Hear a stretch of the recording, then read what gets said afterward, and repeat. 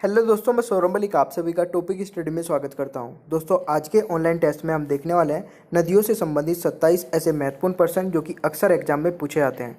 तो आप इस टेस्ट को पूरा एंड तक देखिएगा। टेस्ट अच्छा लगे तो लाइक शेयर कर देना है, और अगर आप चाहते हैं इन तीनों वीडियो का नोटिफिकेशन आपको डेली मिलता रहे तो नीचे रेड कलर के बटन को दबा करके बेल आइकन को ऑन कर लीजिएगा।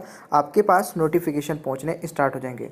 देखिए दोस्तों, इससे पहले जितनी भी ऑनलाइन टेस्ट की वीडियो अपलोड हो चुकी हैं, अगर आप उन्हें देखना चाहते हैं तो नीचे डिस्क्रिप्शन बॉक्स में प्लेलिस्ट के लिंक है, वहाँ से जाके आप वो सारी वीडियोस देख सकते हैं। आपको हर एक क्वेश्चन में 5 से 6 सेकंड दिए जाते हैं। उस 5 से 6 सेकंड में आपको क्वेश्चन का आंसर नीचे कमेंट बॉक्स में बताना होता है। चलिए, तो जैसे पहला क्वेश्चन है यहाँ पे, नासिक किस नदी के किनारे स्थित है? तो आपके सामने 4 ऑप्शन है, चारों में से राइट आंसर जो भी होगा नीचे कमेंट बॉक्स में बताइएगा। देखिए दोस्तों, नासिक आपका गोदावरी नदी के किनारे है, यानी कि राइट आंसर आपका ऑप्शन डी हो जाएगा।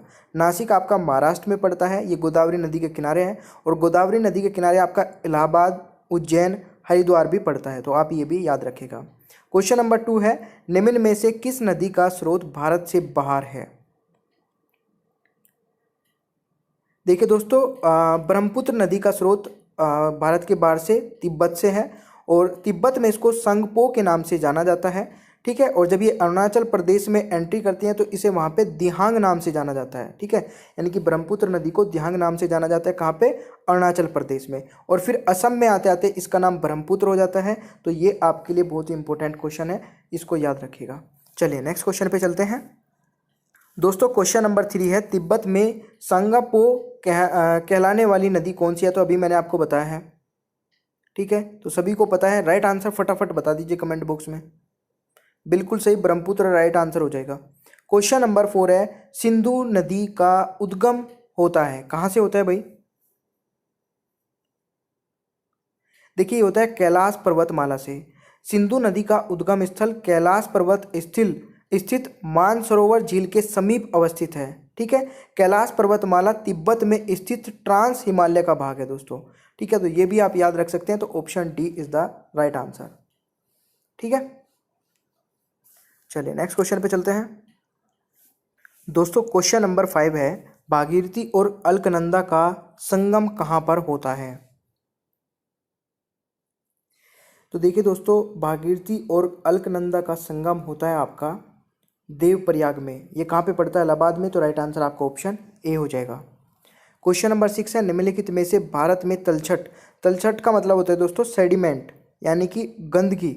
ठीक है, गंदगी भी बोल सकते हैं, गंद भी बोल सकते हैं, मैल मिट्टी जो होता है, ठीक है, को परिवाहित करने वाली प्रमुख नदी कौन सी है, जिसके परिवहन से बहुत ज़्यादा तलछट आपका आता है?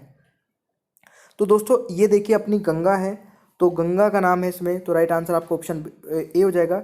भारत में तलछट को परिवाहित करने वाली प्रमुख नदी गंगा है। उसके बाद आपका सिंधु एवं ब्रह्मपुत्र दूसरे तीसरे नंबर पे आती हैं, बट इनकी मात्रा में गंगा बहुत ज़्यादा तलछट बहुत ज़्यादा गंदगी प्रभावित करती है, तो इससे नाम आता है। दोस्तों, ये भी कई बार क्वेश्चन आ चुका है। चलिए नेक्स्ट क्वेश्चन पे चलते हैं। दोस्तों, क्वेश्चन नंबर 7, निम्नलिखित में से कौन सी नदी अपना रास्ता बदलते रहने के लिए प्रसिद्ध है? ये क्वेश्चन भी बहुत बार आता है दोस्तों, कोसी नदी जो है अपना रास्ता बदलने के लिए प्रसिद्ध है। तो राइट आंसर आपका ऑप्शन बी हो जाएगा। बिहार का विषाद यानी कि बिहार का शोक किस नदी को कहा जाता है? तो ये भी बहुत बार आता है और सभी को पता होगा। आंसर देखिए सबके आने चाहिए। टेस्ट का मतलब यही होता है कि आप बैठे बैठे टेस्ट को एंजॉय मत करिए, उसमें थोड़ा सा ये भी देखिए कि आप कितने आंसर सही कर पाते हैं। ठीक है, और टेस्ट अच्छा लगे तो बिल्कुल लाइक तो जरूर करिए, क्योंकि लाइक अगर आप नहीं करते हैं तो मुझे नहीं पता चल पाता है कि मैं कैसी वीडियोज़ अभी बना रहा हूँ। तो प्लीज़ लाइक किया करें। अगर आप कुछ भी चेंज चाहते हैं तो कमेंट बॉक्स में कमेंट करके बताया करें अपना फीडबैक। चलिए, तो बिहार का शोक कोसी है, तो राइट आंसर आपका दोस्तों बी हो जाएगा। चलिए नेक्स्ट क्वेश्चन पे चलते हैं। और देखिए दोस्तों, एक बहुत ही इंपॉर्टेंट चीज़ मैं आपको बता देता हूँ, क्योंकि पिछले कई दिनों से मैं देख रहा था कमेंट बॉक्स में भी बहुत सारे स्टूडेंट पूछ रहे थे कि सर टेस्ट सीरीज कब अवेलेबल कराओगे।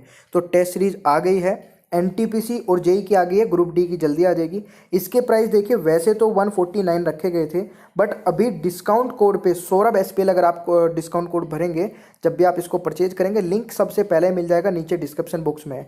अगर आप इस कोड को भर के इसको परचेज करेंगे तो ये 119 रुपये में मिल जाएगा, यानी कि आपको सीधा सीधा 30 रुपये का डिस्काउंट मिल जाएगा। ठीक है, कोई भी अगर आपको इंक्वायरी लेनी है तो मैं नीचे व्हाट्सअप नंबर भी अपना दे दूंगा, तो उस व्हाट्सअप नंबर पर जाके भी आप, या मेरे फेसबुक और या इंस्टाग्राम पर जाके भी आप मेरे से पूछ सकते हैं। चलिए नेक्स्ट क्वेश्चन है आपका दोस्तों। दोस्तों क्वेश्चन नंबर 9 है, भारत की निम्न नदियों में से कौन सी डेल्टा नहीं बनाती है? बहुत अच्छा क्वेश्चन है। देखिए डेल्टा वो होता है जहाँ पे नदी का जो एंड होता है और वो इलाका जो होता है उसको डेल्टा बोलते हैं। तो यहाँ पे देखिए आपका गंगा भी डेल्टा बनाती है, गोदावरी भी, महानदी भी डेल्टा बनाती है, बट आपका जो ताप्ती है वो डेल्टा नहीं बनाती है। ठीक है, मैं आपको थोड़ी सी और एक्स्ट्रा इन्फॉर्मेशन देता हूँ। गंगा, गोदावरी और महानदी पूर्वी प्रवाह वाली नदियां हैं और ये बंगाल की खाड़ी में अपना डेल्टा बनाती है। ठीक है, मिलन स्थल पर डेल्टा निर्माण करती है, जबकि ताप्ती जो है ये पश्चिमी दिशा की ओर प्रभावित होने वाली नदी है। ये भी आपका कई बार पूछ जाता है कि पश्चिम दिशा में बहने वाली नदी कौन सी, वो ताप्ती है। तो ये पश्चिम दिशा में बहने वाली नदी है और यह अपने मुंह पर डेल्टा मतलब मुहाने पर डेल्टा निर्माण नहीं करती है। तो राइट आंसर आपका ऑप्शन डी हो जाएगा। दोस्तों क्वेश्चन नंबर 10 है, निम्न में से कौन सा राज्य नर्मदा नदी की घाटी का हिस्सा नहीं है? इसको वेरी वेरी इंपॉर्टेंट क्वेश्चन लगा लीजिए, और खासकर एमपी पुलिस वाले भी वैसे सभी एग्जाम में पूछ जाता है। देखिए यहाँ पे निम्न में कौन सा राज्य नर्मदा नदी की घाटी का हिस्सा नहीं है? देखिए मैं आपको सबसे पहले बता देता हूँ, नर्मदा नदी की जो नदी की द्रोणी का हिस्सा जो है 87% मध्य प्रदेश में है। देखिए यहाँ पे 87% आपका मध्य प्रदेश में इसका हिस्सा है, और 1.5% दोस्तों महाराष्ट्र में, 1.5%। ठीक है, और जो शेष है वो गुजरात में है, तो इसका कोई भी हिस्सा आपका राजस्थान में नहीं है। तो यही आपका राइट आंसर हो जाएगा, यानी कि option B is the right answer. I hope कि आपको सारे क्वेश्चंस अच्छे से समझ में भी आ रहे होंगे और अच्छा भी आपको टेस्ट लग रहा होगा। चलिए नेक्स्ट क्वेश्चन पे चलते हैं दोस्तों। क्वेश्चन नंबर 11 है, प्रायद्वीपीय भारत की निम्नलिखित में से कौन सी नदी अरब सागर में नहीं मिलती? तो देखिए दोस्तों, जो कावेरी नदी है ये अरब सागर में नहीं मिलती है। बाकी इसमें देखिए जो आपकी प्रायद्वीप भारत की पेरिया, ठीक है, पेरिया जो है, नर्मदा और ताप्ती नदियाँ अरब सागर में मिलती है। ठीक है, पेरिया, नर्मदा और ताप्ती अरब सागर में मिलती हैं तीनों ही। ठीक है, और बाकी आपकी कावेरी नदी हो गई, वो ये बंगाल की खाड़ी में मिलती है। कावेरी नदी आपकी बंगाल की खाड़ी में मिलती है, तो ये आप ध्यान रखिएगा। ये तीनों आपकी क्या है, ये आपकी अरब सागर में। देखिए ये एक्स्ट्रा फैक्ट इसलिए मैं बता रहा हूँ कि आपको इन तीनों के बारे में पता चल जाए और इसके बारे में भी। ये आपकी कहाँ पे, बंगाल की खाड़ी में और अरब सागर में, तीनों की तीनों मिलती है। ठीक है, चलिए क्वेश्चन नंबर 12 है दोस्तों, निम्नलिखित में से कौन सी नदी हिमालय के पार से निकलती है? तो कौन सी नदी हिमालय के पार से निकलती है दोस्तों? बिल्कुल सही आपका राइट आंसर, सिंधु नदी हिमालय के पार से निकलती है। तो राइट आंसर आपका ऑप्शन ए हो जाएगा। चलिए नेक्स्ट क्वेश्चन पे चलते हैं दोस्तों। क्वेश्चन नंबर 13 है, भारत में कौन सी नदी को खुला नाला कहा जाता है? अच्छा क्वेश्चन है, कई बार एग्जाम में आता है दोस्तों। 13 का राइट आंसर आपका ऑप्शन बी हो जाएगा, और बी यानी कि यमुना। देखिए यमुना नदी को खुला नाला क्यों कहा जाता है? ऐसा इसलिए कहा जाता है कि इसमें अत्यधिक प्रदूषण होने के कारण इसे खुला नाला कहा जाता है, यमुना नदी को। तो राइट आंसर आपका ऑप्शन बी हो जाएगा। क्वेश्चन नंबर 14 है, निम्नलिखित में से किस नदी को दक्षिण गंगा कहा जाता है? Very very important question. देखिए नदियों से रिलेटेड जितने भी इंपॉर्टेंट क्वेश्चन बन सकते हैं वो सारे मैं आपको करा रहा हूँ यहाँ पे। ठीक है, ये सारे क्वेश्चन कई बार आ चुके हैं। तो 15 का राइट आंसर क्या हो जाएगा? दक्षिण की गंगा गोदावरी को कहा जाता है। वेरी वेरी इंपॉर्टेंट क्वेश्चन, मतलब अगर आप कोई भी एग्जाम देने जा रहे हैं तो उसमें चांसेस हैं इस टाइप के क्वेश्चंस आने के। चलिए नेक्स्ट क्वेश्चन पे चलते हैं दोस्तों। क्वेश्चन नंबर 15 है, भारतीय प्रायद्वीप की सबसे लंबी नदी कौन सी है? तो देखिए दोस्तों, यहाँ पे प्रायद्वीप की सबसे लंबी नदी है गोदावरी, यानी कि राइट आंसर आपको ऑप्शन डी हो जाएगा। कुछ और एक्स्ट्रा फैक्ट मैं बता देता हूँ। गोदावरी की जो लंबाई है 1465 किलोमीटर है। कितनी? 1465। इसकी उत्पत्ति कहाँ से होती है दोस्तों? नासिक महाराष्ट्र के जिले से होती है, मतलब महाराष्ट्र से होती है इसकी उत्पत्ति। ठीक है, और इसकी सहायक नदी भी आप एक आदि का नाम याद रख लीजिए जो इंपॉर्टेंट है, कई बार पूछ लिया जाता है कि गोदावरी नदी की सहायक नदी कौन सी है। तो बेनगंगा हो गई, ठीक है, मानेर हो गई, सबरी हो गई, ये कुछ इसकी सहायक नदियां हैं। और इसे दक्षिण गंगा या वरद गंगा के नाम से भी जाना जाता है। ठीक है दोस्तों, तो याद रखिएगा भारतीय ये मैंने आपको नेक्स्ट वाले क्वेश्चन के बारे में बता दिया, भारत की किस नदी को वरद गंगा कहा जाता है?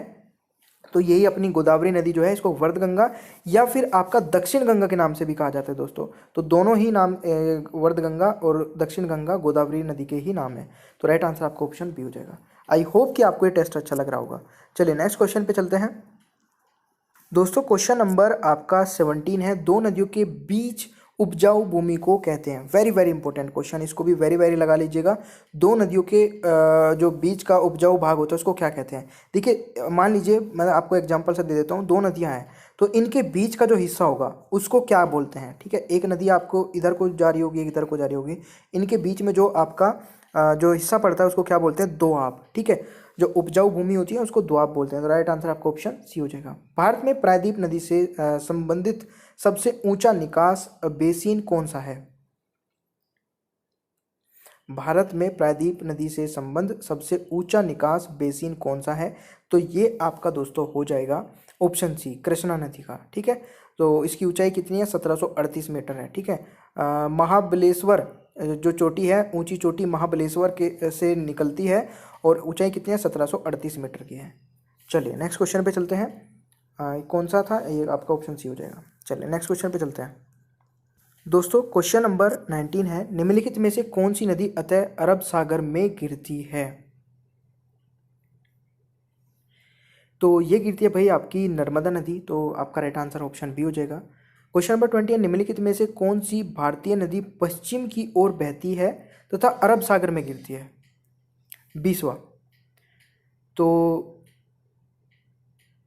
ये राइट आंसर हो जाएगा दोस्तों आपका नर्मदा नदी। तो राइट आंसर आपका ऑप्शन ए हो जाएगा, ठीक है। नर्मदा नदी जो है पश्चिम की ओर बहती है और अरब सागर में गिरती है, ठीक है। और नर्मदा नदी जो है आपकी अमरकंटक पहाड़ी से निकलती है, ये भी आप याद रखिएगा। कहाँ से निकलती है? अमरकंटक पहाड़ी से निकलती है, ठीक है। चलिए नेक्स्ट क्वेश्चन पे चलते हैं दोस्तों। क्वेश्चन नंबर आपका 21 है, विजयवाड़ा किस नदी के किनारे स्थित है?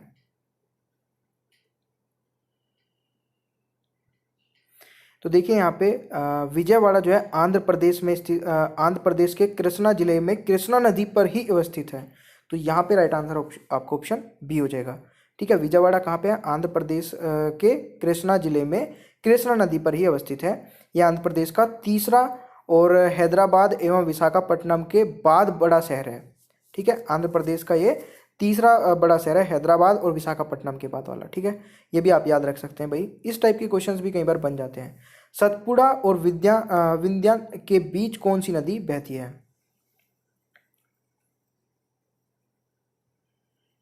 तो ये बहती है आपकी नर्मदा नदी। तो राइट आंसर आपका ऑप्शन डी हो जाएगा दोस्तों। चलिए नेक्स्ट क्वेश्चन पे चलते हैं दोस्तों। क्वेश्चन नंबर 23 है, भारत का कृत्रिम बंदरगाह कौन सा है? तो देखिए भारत का कृत्रिम बंदरगाह कौन सा है? ऑप्शन सी, चेन्नई या फिर हम बोल सकते हैं मद्रास। तो राइट आंसर आपका ऑप्शन सी हो जाएगा। क्वेश्चन नंबर 24, मंजुली संसार का सबसे बड़ा नदी द्वीप किस राज्य में स्थित है? तो दोस्तों बहुत ही इंपॉर्टेंट क्वेश्चन है, कई बार आपका आ चुका है, एसएससी में भी आ चुका है, एफसीआई में आ चुका है, रेलवे में आ चुका है। तो इसका राइट आंसर हो जाएगा असम, ठीक है। भारत का जो असम में है प्रांत में ब्रह्मपुत्र नदी में स्थित, और ये ब्रह्मपुत्र नदी में स्थित है आपका मंजुली, विश्व का सबसे बड़ा नदी द्वीप है। और इसकी लगभग जो आपकी मतलब क्षेत्र है 227.43 वर्ग किलोमीटर है, ठीक है। तो बहुत हो जाता है इतना। तो राइट आंसर आपका दोस्तों असम हो जाएगा। चलिए नेक्स्ट क्वेश्चन पे चलते हैं दोस्तों। क्वेश्चन नंबर 25 है, भारत में कितने मुख्य बंदरगाह हैं? तो ये भी कई बार आ जाता है भाई। तो भारत में मुख्य 12 बंदरगाह हैं। तो राइट आंसर आपका ऑप्शन डी हो जाएगा। क्वेश्चन नंबर 26 है, भारतीय मरुस्थल की एक महत्वपूर्ण नदी है।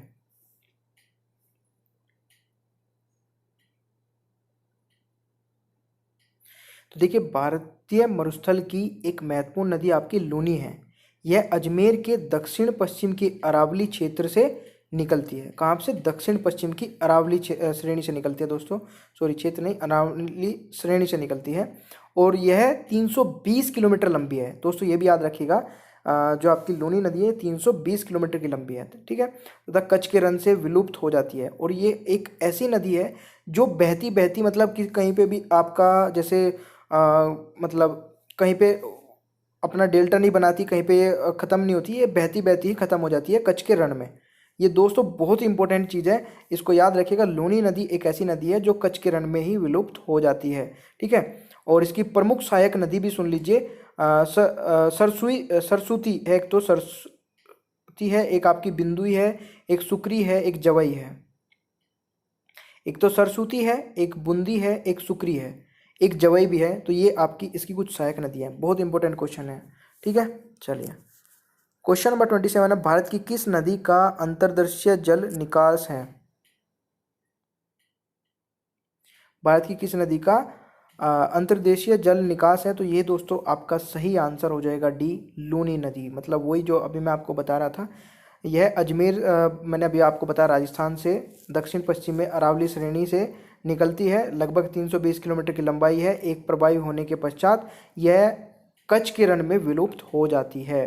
ठीक है, तो इसका मतलब मैं वो बोलना चाहता कि किसी भी समुद्र में इसका ख़त्म नहीं होती है, डायरेक्ट बहती बहती ख़त्म हो जाती है। तो लूनी, ये इसका राइट आंसर हो जाएगा। दोस्तों सबसे पहले मुझे बताइए वीडियो कैसी लगी। अगर अच्छी लगे तो लाइक करिए।